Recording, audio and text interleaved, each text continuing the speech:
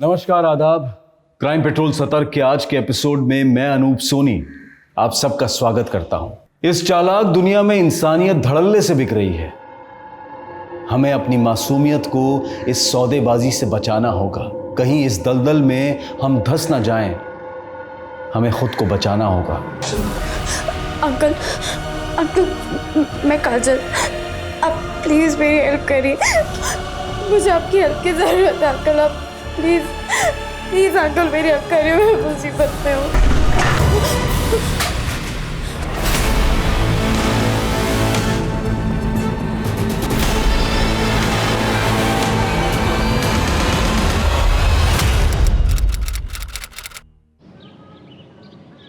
मनुष्य एक सामाजिक प्राणी है और उसकी जिम्मेदारी है समाज को बेहतर बनाने की। लेकिन आज के मनुष्य ने अपने स्वार्थ और लालच को समाज की दुर्गति है। आजकल के बच्चों को ना इंग्लिश स्कूल में पढ़ाने का एक ही नुकसान है, हिंदी में बहुत ही कच्चे होते हैं। और बेटा तुम तो पत्रकार की बेटी हो, फिर भी तुम्हारी हिंदी इतनी खराब। माँ, मैं ना आपके और पापा की तरह कोई जर्नलिस्ट नहीं हूँ। और वैसे भी मुझे ना इंग्लिश रिपोर्टर बनना है। अच्छा। देखना क्या टॉप की रिपोर्टर बनूंगी मैं। प्राइम टाइम पे मेरा शो आएगा। हाँ बन जाना टॉप की रिपोर्टर, लेकिन तेरी हिंदी भी मैं सुधार के रहूंगी। सुधार लेना। पहले आप ये बताइए कि हमारे पूज्य पिताश्री कब आ रहे हैं? बस आ रहे हैं वो। ठीक।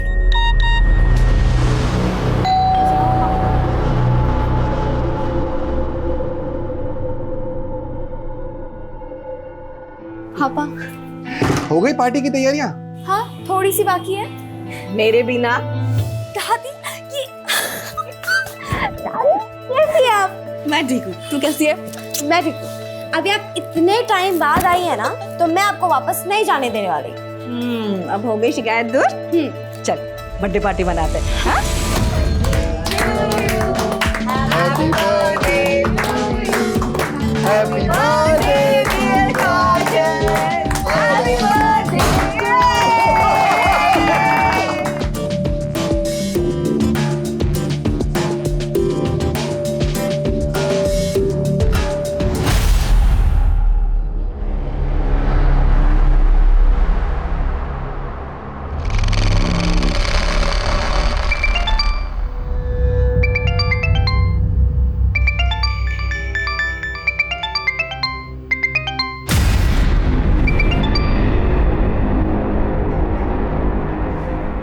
क्या हुआ गीतिका?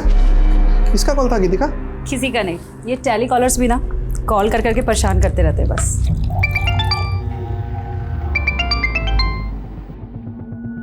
मैं माँ को कोल्ड ड्रिंक दे के आती हूँ।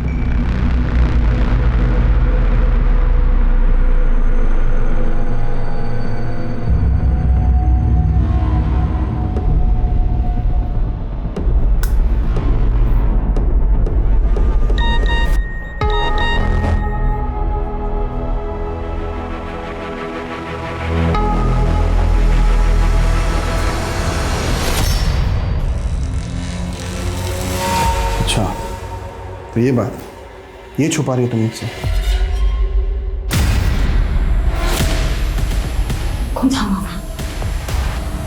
कौन है वहाँ?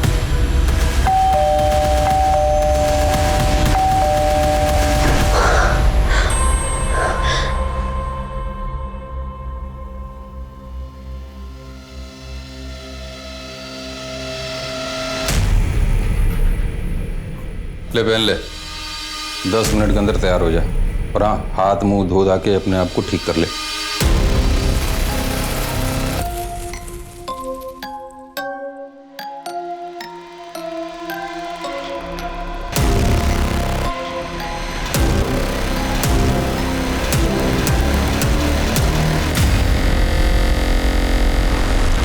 खूबसूरत जिंदगी के सपने हम सब देखते हैं, लेकिन जब ये सपने टूटते हैं तो हर दर्द की एक अलग कहानी होती है।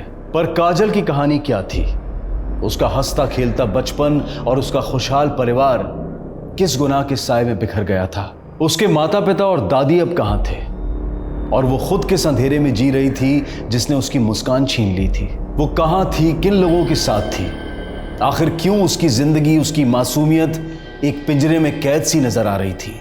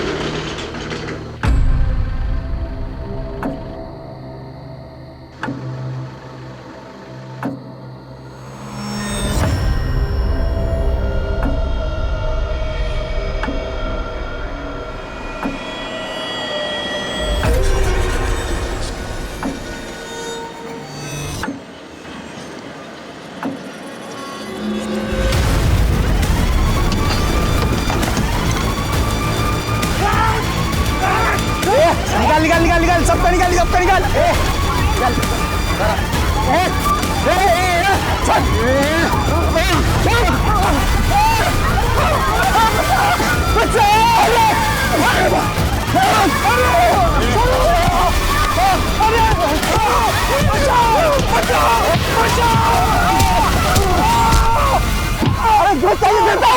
तू देगा हमको? अरे हमारे हाथ में क्या जंग लगाए? अच्छा नहीं होगा, रुक तेरा।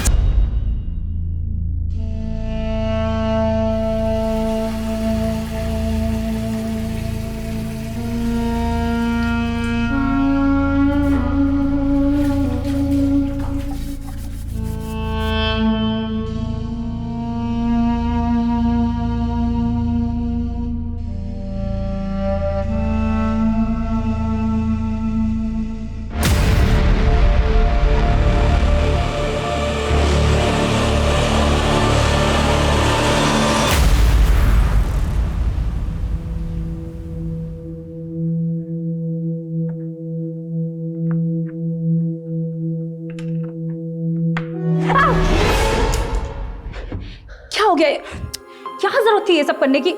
कितना खून निकल रहा है। माँ, चल उधर चल, कुछ नहीं हुआ माँ, तू चुप रह। ऐसा ही कटे, कुछ नहीं हुआ। ये छोटा सा कट है, हाँ ज्यादा लग जाती तो।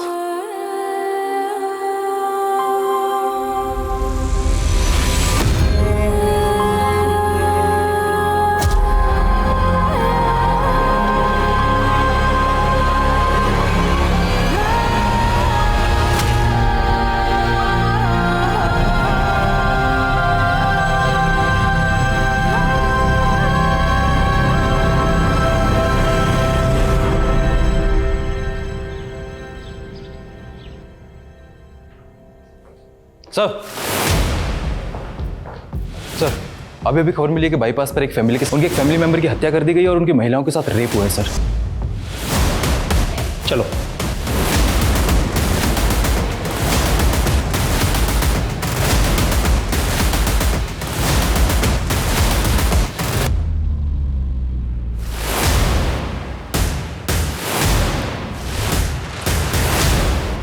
सर कल एक फ़ोन आया था जिसके बारे में, वारदात के बारे में इन्फॉर्म थी सर।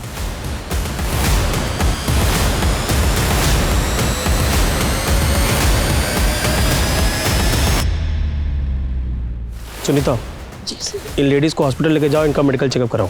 जी सर।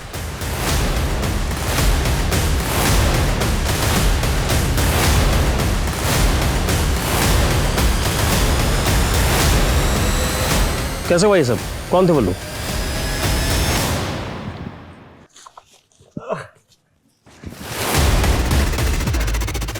हम नहीं जानते वो लोग कौन थे, लेकिन इसका जिम्मेदार सिर्फ आप लोग हैं। सुन रहे हैं ना? आपके इलाके में इतना बड़ा वारदात होता है, मेरा पूरा परिवार बर्बाद हो गया। आप लोग जिम्मेदार इसका। देखिए, उस परिवार का गुस्सा जायज है और ये लॉ एंड ऑर्डर की जिम्मेदारी किसकी है? आपकी है ना? और कर क्या रहे हैं आप लोग? आपकी वजह से जनता में मेरी छवि खराब हो रही है। सर, हम क्रिमिनल्स को पकड़ने की पूरी कोशिश कर रहे हैं और हम ये case senior officer Abhimanyu Jindal को हैंडओवर कर रहे हैं सर।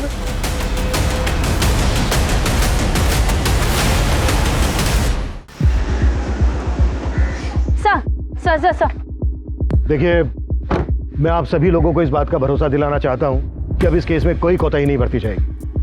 हम उन सभी क्रिमिनल्स का पता लगाने की कोशिश कर रहे हैं जिन्होंने इस वारदात को अंजाम दिया। लेकिन सर, इससे पहले भी इस इलाके में और भी कई वारदातें हो चुकी हैं।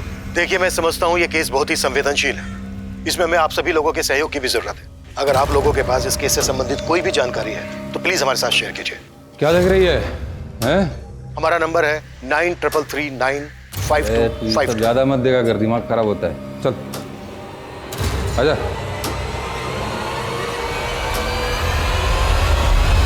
सर, जिस तरह की ये वारदात है, पिछले कुछ दिनों में ऐसी कई वारदातें हुई हैं। ऑन रिकॉर्ड इस एरिया में 5 अलग अलग जगहों पर 5 अलग अलग फैमिलीज के साथ रेप और लूटपाट की घटना हुई है। हो सकता है घटनाएं ज़्यादा भी हुई, लेकिन रिपोर्ट सिर्फ 5 हुई हैं। ये भी तो हो सकता है कि शीघ्र दूसरी जगहों पर भी फैला हो, लेकिन प्रेजेंट में हम इस केस को फॉलो करेंगे। जी सर। ये फैमिली शादी के फंक्शन से घर लौट रही थी जब ये हादसा हुआ। लोकल पुलिस को क्रिमिनल्स का एक टिफिन हाथ लगा जिसमें चिकन था।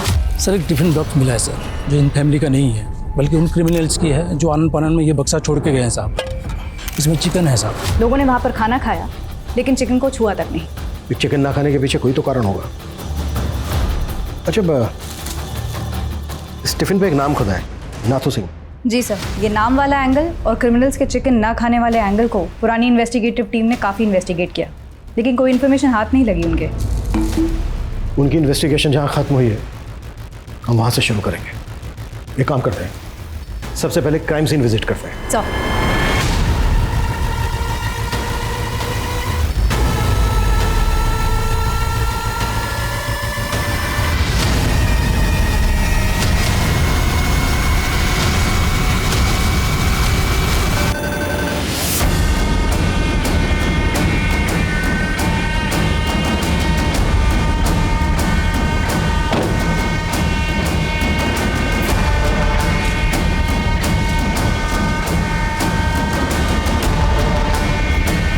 सर ये जगह बाईपास रोड से लगभग आधा किलोमीटर जंगल के अंदर है।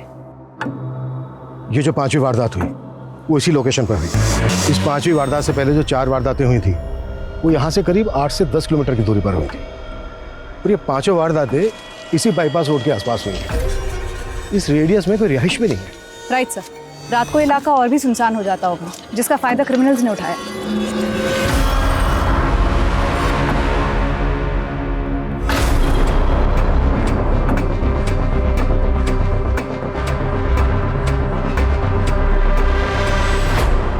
अगर आसपास कोई रिहाइश नहीं है तो फिर यहाँ पे पूजा करने कौन आता होगा? शाश्वता, आसपास के इलाकों में पता करो कि यहाँ पर लोकल लोगों का आना जाना है क्या।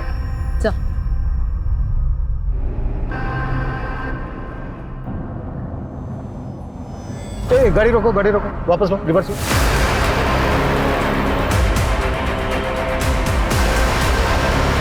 रोको।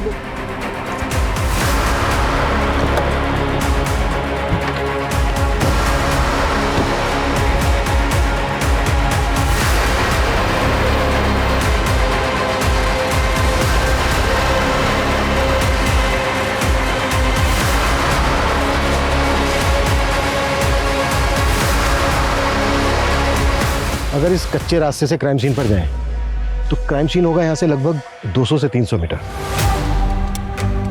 और अगर प्रॉपर रोड से जाएं तो क्राइम सीन का डिस्टेंस होगा लगभग 1 किलोमीटर। ये बैरिकेडिंग ऐसी जगह पर है कि यहाँ से क्राइम सीन का शॉर्टकट है।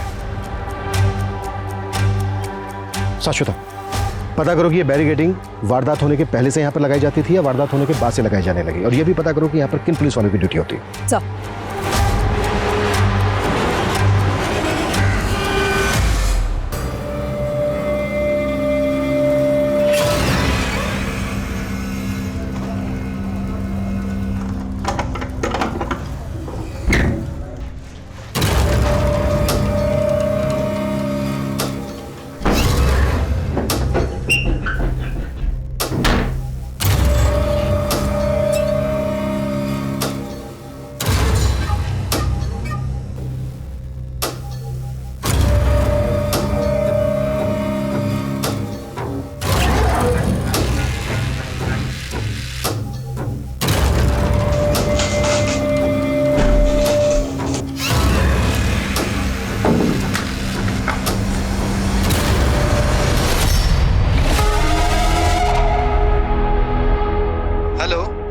हेलो, मुझे अंकल से बात करनी है।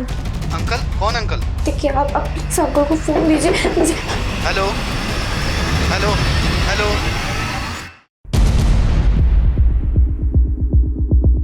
सर, वारदात के पहले या बाद में किसी भी पुलिस चौकी ने उस जगह बैरिकेड्स नहीं लगाए थे। वो बैरिकेड्स वहां किसने पहुंचाए इसकी कोई इन्फॉर्मेशन नहीं मिल रही है। कहीं ऐसा तो नहीं है कि वो बैरिकेड क्रिमिनल्स के द्वारा इस्तेमाल किए गए हो? उसी बैरिकेडिंग से टारगेट सेट करके आगे इंफॉर्मेशन पास कर दी जाती हो। एक काम करो, विक्टिम्स की फैमिलीज को बुलाओ। सर उस रात हम शादी से वापस लौट रहे थे। अच्छा, जहां पर ये वारदात हुई उससे पहले तुम्हें कोई पुलिस बैरिकेडिंग मिली थी? सर आधा 1 किलोमीटर पहले एक नाकाबंदी पे हमारी गाड़ी रुकवाई गई थी।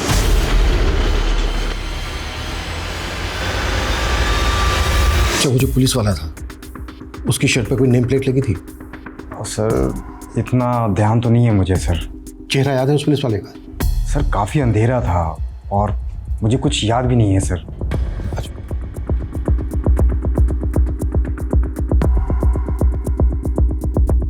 सर, क्राइम सीन के आसपास के रिहायशी इलाकों में हमने उस पत्थर के बारे में इंफॉर्मेशन निकाली जिस पर सिंदूर लगा हुआ मिला था, लेकिन वहाँ के लोग ऐसी कोई पूजा करते हों इसकी इंफॉर्मेशन नहीं निकली। अगर लोकल लोग वहाँ पर पूजा नहीं करते हैं तो क्या क्रिमिनल्स ने वहाँ पर पूजा की होगी? सर, हो सकता है कि ये किसी ट्राइबल कम्युनिटी का काम। ऐसे समुदाय होते हैं जो धार्मिक भी होते हैं और ऐसी वारदातें भी करते हैं।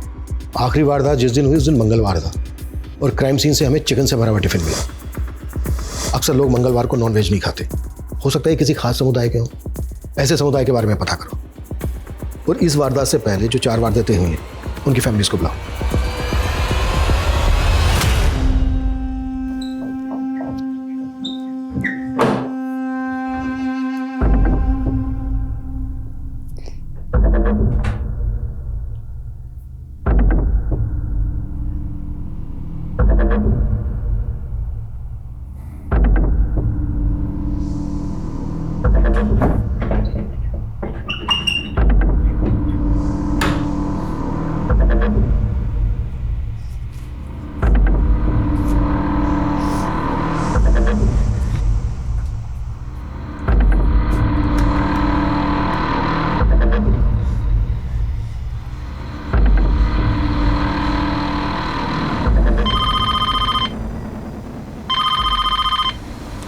हेलो, मुझे अंकल से बात करते हैं, आप मेरी अंकल से बात करवाइए। कौन से अंकल से आपको बात करनी है? ये पुलिस स्टेशन है। वो जो टीवी पर आए थे ना, मुझे उस अंकल से बात करनी है, तो आप इस अंकल से बात करवाएं।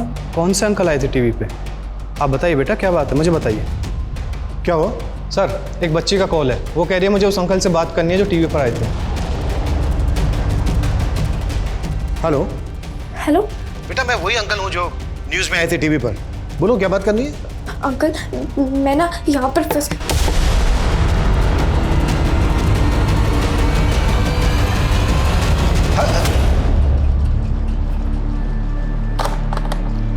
इस बच्चे का दोबारा से फोन आए तो बताना मुझे। सर,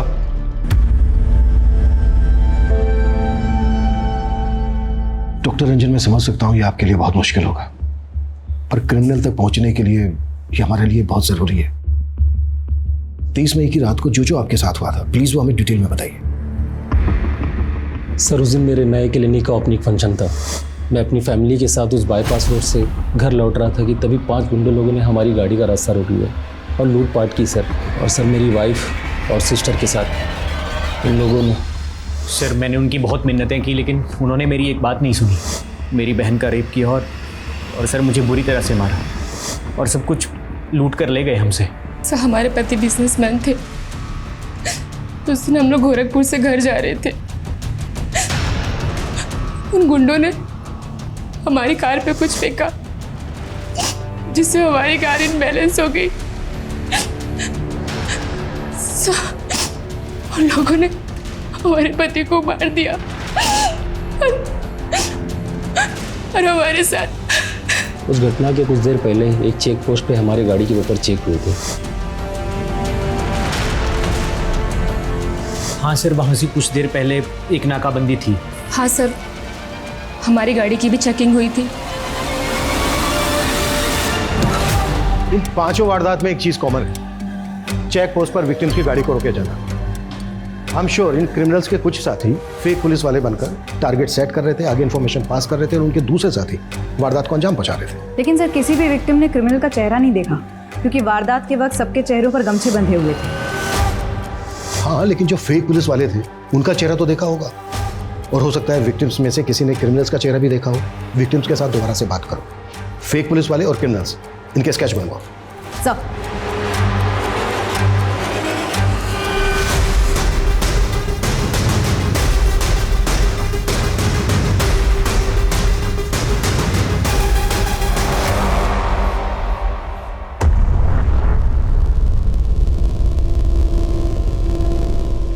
सर, उस बच्चे का दोबारा कॉल आया है।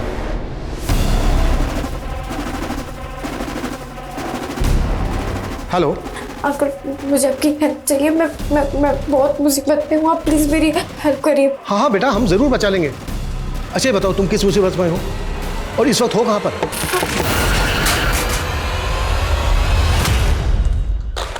जिस नंबर से कॉल आया पता करो किसका कॉल है, किसके नाम पर रजिस्टर्ड है। इस नंबर को ट्रेस करने की कोशिश करो। सर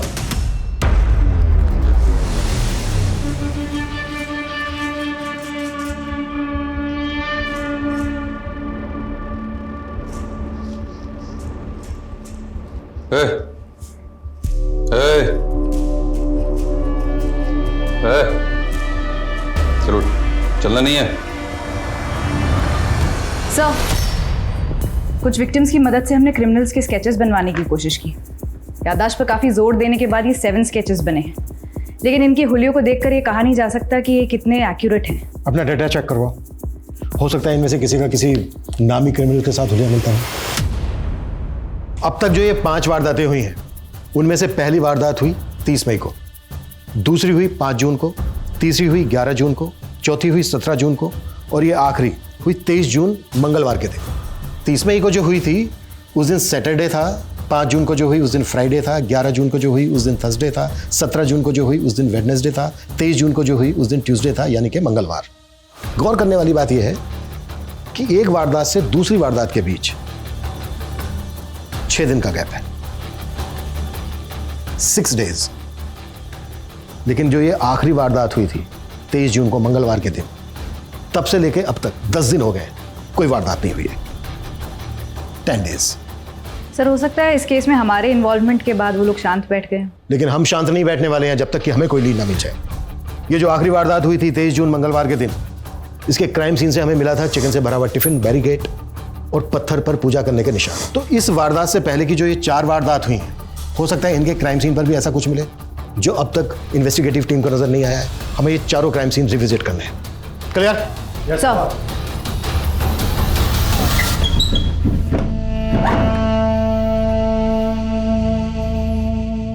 ले तेरे लिए दूध लाया हूं, फटाफट पी ले। सुना नहीं? दूध लाया हूं, फटाफट पी ले। नहीं मानेगी, मुझे अपने तरीके से ही पिलाना पड़ेगा। चल मुंह खोल, मुंह खोल, मुंह खोल, इधर चल, खोल खोल खोल।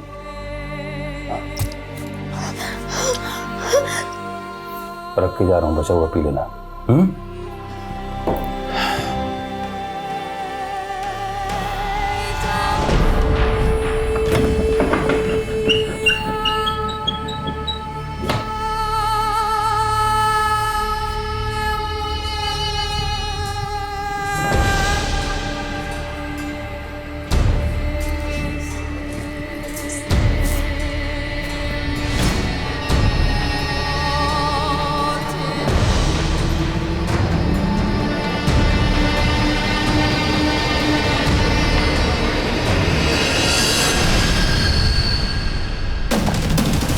सर, उस बच्ची का दोबारा कॉल आया है, लेकिन उसकी आवाज़ नहीं आ रही।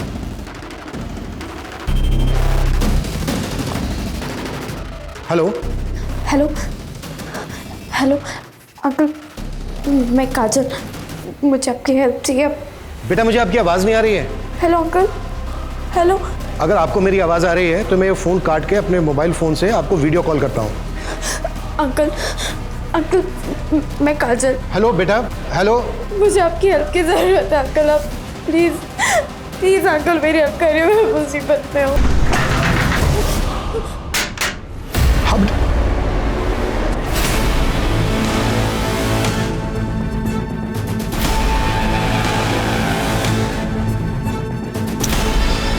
स्विच ऑफ हो गया। बच्ची काफ़ी घबराई हुई लग रही है। ऐसा लग रहा है जैसे किसी मुसीबत में हो, उसको कहीं बंद करके रखा गया हो। ये देखो, विंडोज पर भी वुडन प्लैंक्स लगे हैं। जिस नंबर से बच्ची फ़ोन कर रही है, मैंने कहा था तुमसे पता करो किसका नंबर है, कहाँ का है। पता किया? सर, टेलीकॉम सर्विस प्रोवाइडर को बोला था, लेकिन एक बच्ची मुसीबत में है, मदद मांग रही है हमसे। कुछ भी हो सकता है उस बच्ची के साथ, और तुम्हारे पास लेकिन के अलावा कोई जवाब नहीं है। खड़े क्या हो, पता करो। सर,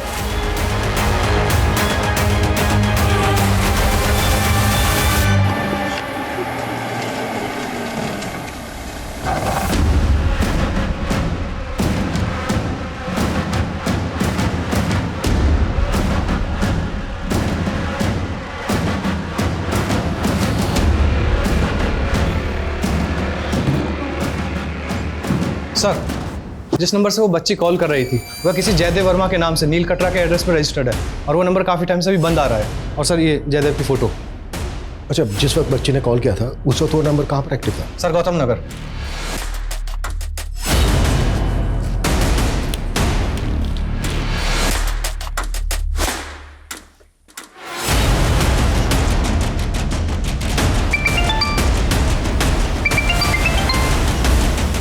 सर, मैं आपको ही फ़ोन करने वाली थी।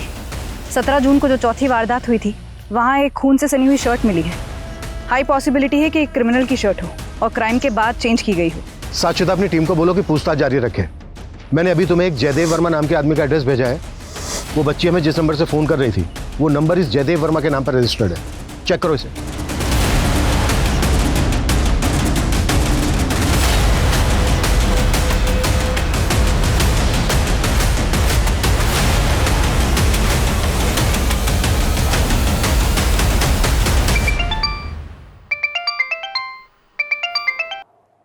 हाँ शाश्वता। सर, जिस जयदेव वर्मा का आपने एड्रेस भेजा था वहाँ कोई जयदेव रहता ही नहीं है। आई थिंक वो नंबर फेक आईडी पर लिया गया है। उस नंबर के कॉल रिकॉर्ड्स में हमें 2 नंबर और भी मिले। वो दोनों भी फेक आईडी पर लिए गए। वो बच्ची जरूर गलत लोगों के चंगुल में फंसी है। उस बच्ची ने जिस नंबर से हमें फ़ोन किया था वो नंबर उस वक्त गौतम नगर में एक्टिव था। गौतम नगर बहुत बड़ी कॉलोनी है। एक काम करो, एक टीम बनाओ, उस टीम को बच्ची का फ़ोटो दो। स्क्रीनशॉट लिया था मैंने। हो सकता है उस एरिया में बच्ची का फ़ोटो देख के उसे कोई आइडेंटिफाई कर ले।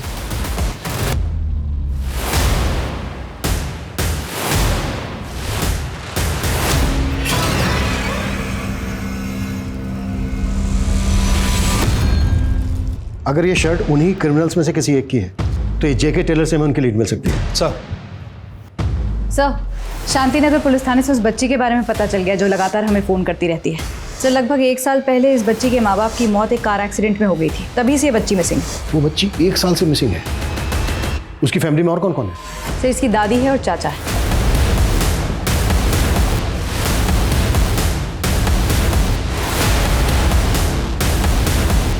मेरी काजल जिंदा कहाँ है वो? आप उसे अपने साथ लेके क्यों नहीं आए? इस वक्त काजल कहाँ है हमें नहीं पता। काजल ने हमारे पुलिस स्टेशन में फ़ोन किया था, उसे हमारी मदद चाहिए थी। हमें ऐसा लगता है कि उसको कहीं कैद करके रखा गया है। कहाँ कैद थी? ये हम पता लगा रहे हैं। आप लोग प्लीज़ ये बताइए कि 1 साल पहले एग्जैक्टली क्या हुआ? काजल उस दिन मेरे बेटे और बहू के साथ ही थी। वो लोग मुझे मिलने यहाँ मेरे घर आने वाले थे। दादी, हम बस निकलने ही वाले हैं, लेकिन पहले आप मुझे ये बताइए कि आपने मेरे लिए स्पेशल डिश बनाई है ना? तू बस आ जा, तेरी पसंद की सारी चीज़ें बनाई है। अरे मम्मी, आपके लिए कुछ लाना है क्या? नहीं बेटा, तुम लोग जल्दी से आ जाओ बस। मैं शाम तक इंतजार करती रही, फिर खबर मिली कि उनका एक्सीडेंट हो गया है।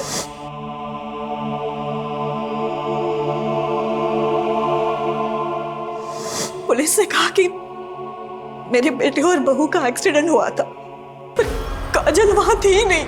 उसने ऐसा कैसे हो सकता है कि काजल भैया और भाभी के साथ नहीं होगी? इसलिए मम्मी को उन पे शक हुआ।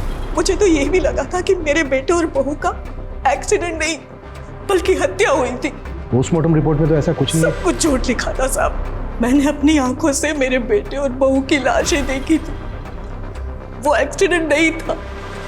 मेरी बहू के पैर पे खून के निशान थे, जबकि वहां कोई चोट लगी नहीं थी। हमने कितना कहा लेकिन किसी ने हमारी नहीं सुनी। उस वक्त किसी पर शक था आपको? नहीं सर, हमें ऐसा कोई अंदाज़ा नहीं है सर। लेकिन हाँ, हमें ये ज़रूर लगा था कि भैया और भाभी जर्नलिस्ट थे और शायद इसी वजह से उन्हें टारगेट किया जा रहा था सर। काजल ने जिस नंबर से हमें फ़ोन किया था वो नंबर उस वक्त गौतम नगर में एक्टिव था। गौतम नगर में आपकी जान पहचान का कोई रहता है, कोई ऐसा जिस पर शक हो आपको, जो काजल के साथ ऐसा कर सकता हो या आपके बेटे बहू के साथ ऐसा कर सकता हो? नहीं सर, कोई भी नहीं है सर जिस पे हमें शक हो। लेकिन सर हम बस ये चाह रहे हैं आप काजल को प्लीज़ जल्दी ढूंढ दीजिए सर, हमें उसकी बहुत चिंता हो रही है। जिन्होंने मंसूबे की वजह से किसी ने काजल से उसके माता पिता को छीन लिया था। क्या काजल के माता पिता वाकई 1 साल पहले एक्सीडेंट का शिकार हुए थे, या फिर काजल की दादी का शक सही था? क्या काजल अपने माता पिता के किसी जानने वाले के गुनाह का शिकार हो रही थी, या फिर उसके अपराधी कोई गैर थे? काजल की दादी के मन में अब एक उम्मीद की किरण जागी थी, पर पुलिस की चुनौती ये थी कि क्या वो काजल को ढूंढ पाएगी। वहीं सीरियल हाईवे रॉबरीज में पुलिस एक जेके टेलर नाम की शॉप की तलाश कर रही थी, पर क्या यह तलाश उन्हें सही दिशा दे पाएगी? हाँ मैडम, ये मेरा ही टैग है। ये शर्ट मैंने बनाई है। किसने बनवाई थी तुमसे? अब मैडम रोजाना इतने सारे ग्राहक आते हैं यहाँ पे, अब ये बताना थोड़ा मुश्किल हो जाएगा। इनमें से किसी को जानते हो? मैडम ये तो एकदम सुनील साहब जैसे दिख रहे हैं। वो भी आपकी तरह पुलिस में है और उनको पुलिस की वर्दी मैं ही सिल के देता हूँ। कहाँ रहता है ये सुनील? आइए मैडम, ये उनका घर।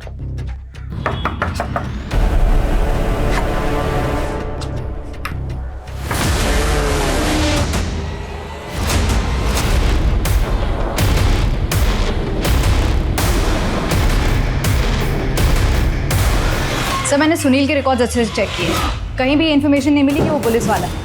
जबकि अमोल ने सुनील का फोटो आइडेंटिफाई करते हुए कहा है कि ये वही पुलिस वाला है जिसने वारदात वाले दिन बैरिकेडिंग पर उसकी गाड़ी रोकी थी।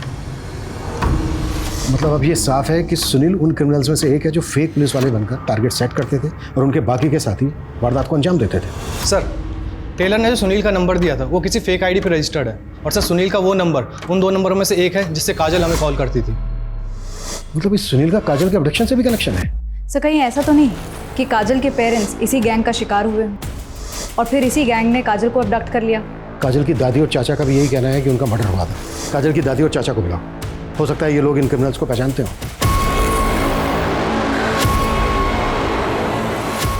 इनमें से तो हम किसी को नहीं जानते, पर ये आदमी का चेहरा कुछ दिखा दिखा लग रहा है। कहाँ देखा था आपने इसको?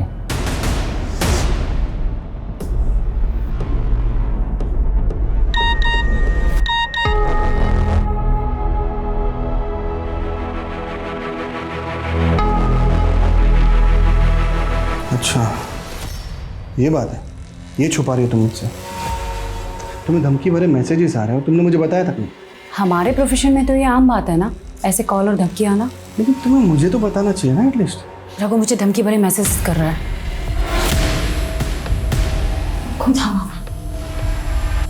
कौन है? कौन है वहां?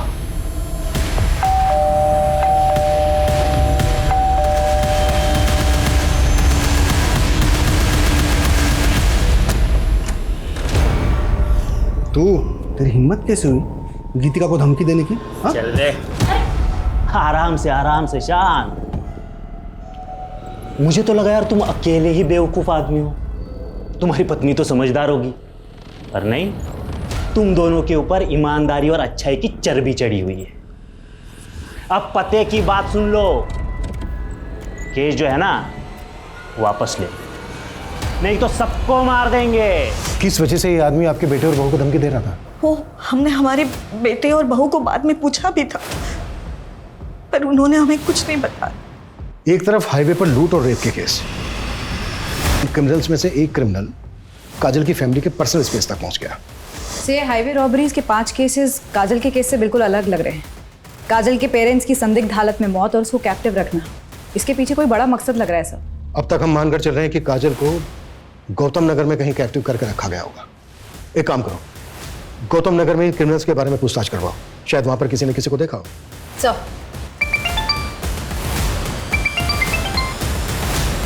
जैन सर, पुलिस चारों तरफ से दबाव में थी। सीरियल हाईवे रॉबरीज के केस की तरह अब काजल मिसिंग केस भी मीडिया में छाने लगा था और काजल के माता पिता की सस्पिशियस डेथ केस को रीओपन करने की मांग लगातार उठने लगी थी। पुलिस को अब यह डर लग रहा था कि कहीं इस गहमा गहमी में क्रिमिनल काजल की जान ना ले ले, क्योंकि इस खतरे से काजल को बचा पाना आसान नहीं था। हाँ सर, ये बच्ची को मैंने कई बार देखा हूँ। ये लड़का मेरे ऑटो में कई बार इसको लेके जाता था। ये दोनों लड़के और बच्ची अब कहाँ मिलेंगे, और तुम इनको कहाँ से पिक करते थे अपने ऑटो में?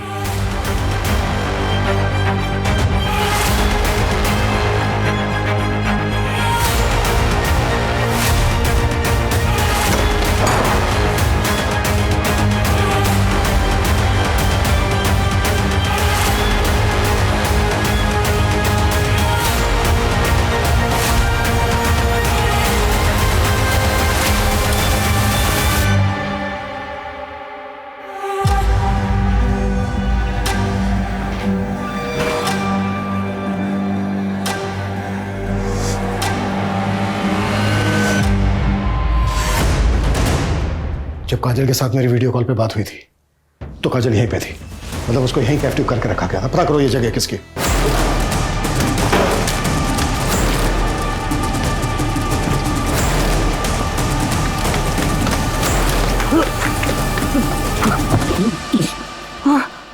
काजल खाए। मुझे नहीं मालूम, उसको दिलीप लेके गया था। कौन दिलीप और कहाँ ले गया था? वो सब मुझे नहीं मालूम। 1 साल पहले काजल का किडनैप तुम लोगों ने किया था ना?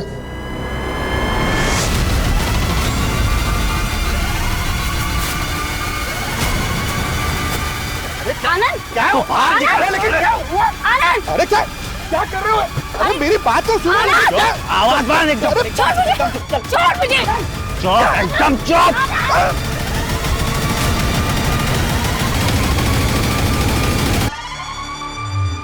और पिछले 1 साल से साहब उससे मजे कर रहे हैं।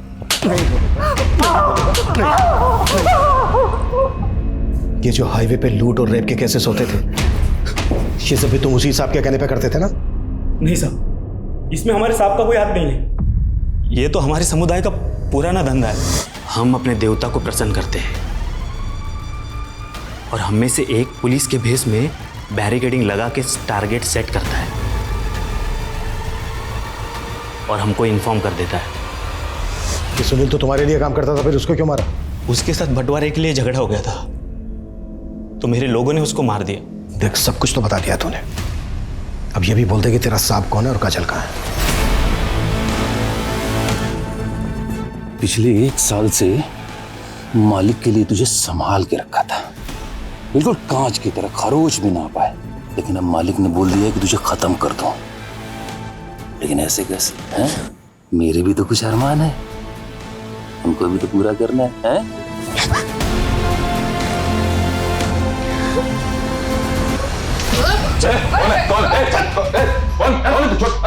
मैंने छोड़।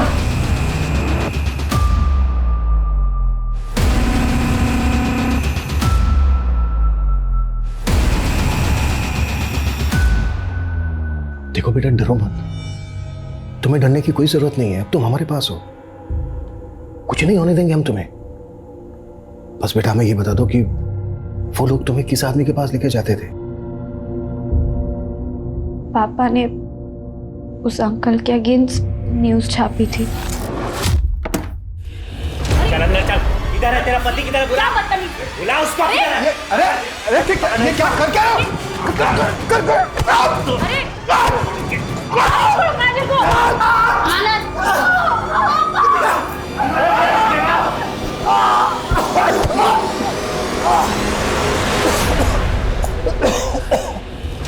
पत्रकार साहब, बड़ी तेज कलम चलती है आपकी। सपाट सपाट सपाट, पर गलती से ना हमारे बारे में थोड़ा उल्टा सीधा लिख गई। लिखती तो बड़ा अच्छा है। अरे रघु, अरे क्या कहते हैं उसको? हाँ, बाय मिस्टेक। चलो कोई नहीं, अपनी गलती सुधार लो। दिल खोल के माफीनामा लिख दो हमारे बारे। नहीं लिखूंगा। अरे बाप रे, बड़ा खून उबल रहा तुम्हारा, मैं तो डर गया। अबे 2 कौड़ी के औकात में आ जा, नहीं तो तेरी बेटी और तेरी बीवी दोनों को जान से मार लेंगे। अबे सुन रहा है समझदार पत्रकार? कलम उठा, माफी लिख और अपने परिवार की जान बचा। नहीं लिखूंगा।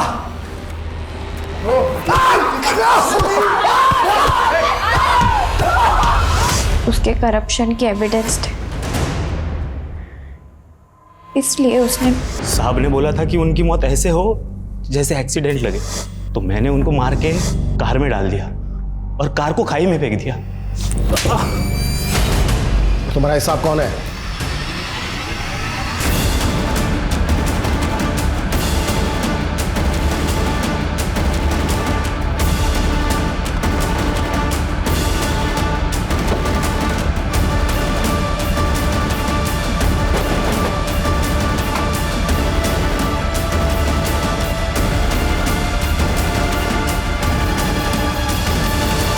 तुम्हें पता भी है किस पे हाथ डालो तुम? 2 मिनट के अंदर ना तुम्हारी वर्दी छिन जाएगी तुमसे। हमारी चिंता छोड़िए, अपनी सोचिए मंत्री जी। आपकी तो कुर्सी भी गई और इज्जत भी। ये फाइल देख रहे हैं आप? इसमें आपके सभी कुकर्मों का हिसाब किताब है।